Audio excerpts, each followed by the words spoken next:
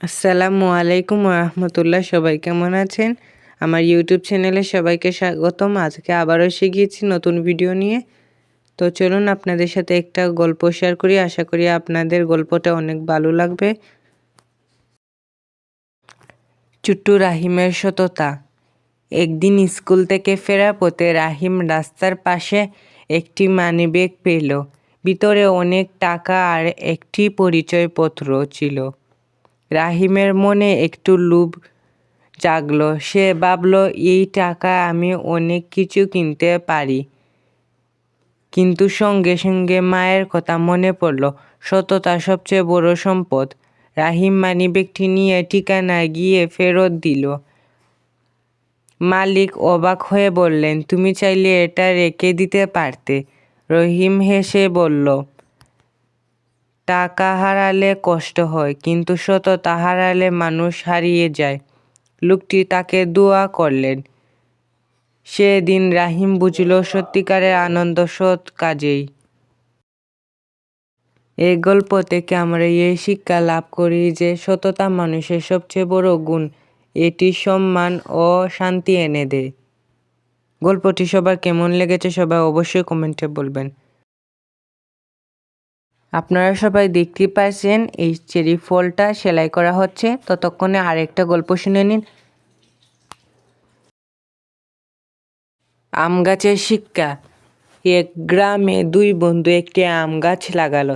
একজন প্রতিদিন পানি দিত, আগাছা পরিষ্কার করত। অন্যজন বলতো, এতে সময় নষ্ট, এতে যত্নর দরকার নেই।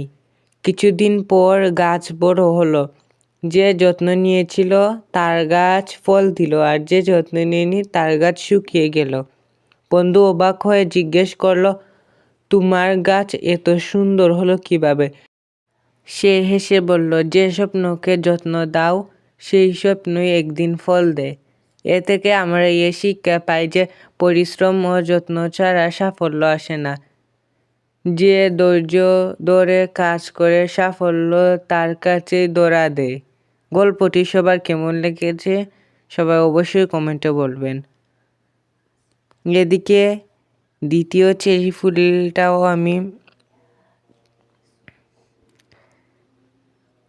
কমপ্লিট করে ফেলবো।